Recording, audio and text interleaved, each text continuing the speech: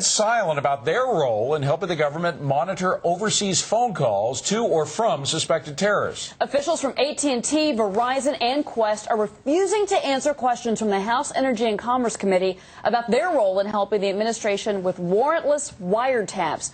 Are they being patriotic or betraying their customers? Let's turn to our Fox panel. Peter Schiff of Euro Pacific Capital once again with us, and Charles Payne is here of WStreet.com. Charles, to you first.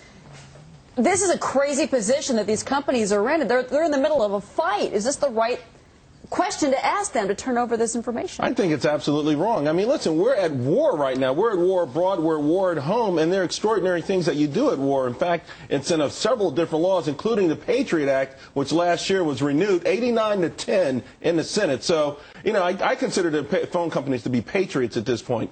Listen.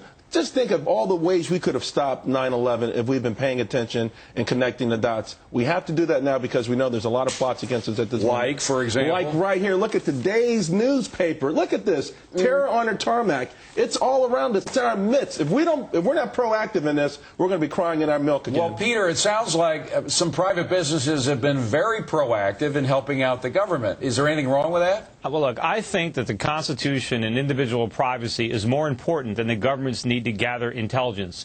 You know, I mean, you had Ron Paul on here earlier. He's one of the few people that talked against the Patriot Act. I mean, that was a terrible bill to have passed. I mean, we as Americans, unfortunately, we suffer much greater threats to our liberties from our own government than from foreign terrorists. But, Peter, these companies were just following what they were asked to do by the president. I mean, at what point are they at fault here? Because they're being put on the spot. If they have specific reason to believe a specific conversation, they can go to a judge and get a warrant. To just go on a fishing expedition and say, I want all the information from all the telephone calls that you have, and we don't know what the government's going to do with that information. There's nothing that says that they can only use it for terrorists. You know, you don't want the government to be gathering all kinds of information on its citizens that it can use against us. You say if they have specific threats, how do you get specific threats unless you can see a certain pattern? I mean, I don't understand it. So they're going to just guess at specific threats? Look at the headlines, Peter. You're not paying attention. Yeah, sure I am. You have the greatest liberties in the world. You can go nowhere else I can think of and put down a country and a government and the people the way that you do on a weekly basis. Look, you and the Bill Maher's of the world, you want your freedoms and you have them, but you don't understand what it takes to keep them. Look, Charles, you don't have to keep attacking my patriotism because I disagree with you on what's going to happen to the stock market or the dollar, or if I disagree. It's that you're so negative on America in general, and I think that it's so wrong. And I think part of that whole thing with you and others is like, you know what, maybe if we say it enough, people will believe it and it becomes self-fulfilling. Yeah, so to a certain degree, I am offended. Yes. Sure. I've been negative on the U.S. dollar. I've been negative on U.S. dollar-denominated financial assets. And to my clients' benefit, you know, they've made a lot of money because I've been correctly. A lot of people made money in the U.S. stock market. No, they haven't. Yes, Charles, of course they have. I don't want to get into that with you because I want to stick with this topic about the fact of the matter is, listen, what do you think we should do to protect ourselves? Look, I think we just counterpunch? Right. We should protect. Question. Go ahead, Peter. We should protect our constitutional liberties, our rights to privacy,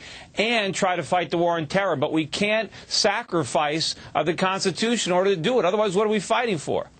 We're not sacrificing the Constitution. The government was looking at phone bills for records and trends. Who's calling the Middle East? Who may be calling the hills in Pakistan? You know, we're looking for specific things to head off disaster. Yeah, and I can't see why don't know how the government is going to use. Well, you know what? That's the way they told me they're doing it, and I want to believe them. I'm not like you. I don't distrust everything the government does. Well, this country was founded by people who distrusted government. That's why we have a Constitution. They distrusted a bad government with the king and unfair taxes. They distrusted this government. They said it was a necessary evil. The Constitution is written to protect. We created this Congress. You know, this is fifth grade social studies. We know how this country was created, and that's what we're trying to do. We're trying to protect. You can't have liberties if your people are lying in the street dead because we couldn't stop a suicide bomber who was making phone calls to his buddies every day. Charles, most of our liberties have been lost during wartime. The greatest amount of threats to our personal liberties have come with what governments have done. You know, we wouldn't even have an income tax today if it wasn't for the Second World War. That started as a victory tax. Listen, I'm talking about here and now, Peter, and guess what? The greatest thing in the world is that you have the right to say what you're saying on national television because of this country and this Constitution. By the way, just a point of order here. The income tax was started, as I remember, back before the First World War. But nobody paid it. Nobody paid it until 1942. Some people paid it. It was a small. In wartime, you always pay taxes. In fact, Abraham Lincoln imposed a tax. As you say, war times call for some awful measures. some of which impugn on our liberties. Yes, but if we didn't take those measures, what would happen, Peter? Well, the problem is after the war is over, they never surrender the tax, the inheritance tax, the estate tax, all these taxes. Our taxes are a lot lower now than they were right after World War II, by the way. We have the ability, because it's a democracy, to lower taxes from time to time. You're wrong on that. The rates are lower. No, the rates are lower. But the rates are a lot lower. But people pay more in taxes. The amount of the U.S. economy that is consumed by government is much higher than it was at the end of the Second World War. Do you know what percent of GDP went to pay for the Defense Department during World War II?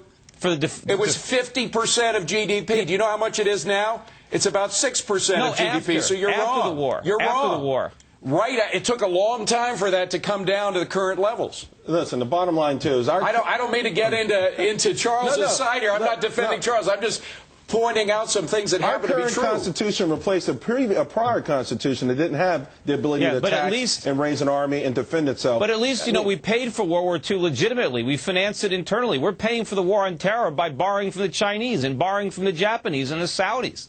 We're not raising taxes, but we're going into debt. No, does that concern you, Charles? That we're going into debt? I think we have a really balanced system. I'm a little concerned about consumer debt, but I think the system works. And I think this fear-mongering thing, it does play a role into people sort of, again, becoming. But don't you appreciate and even admire some of the principles of people like Peter or Ron Paul, for example, who are saying that the best government is the one that governs least?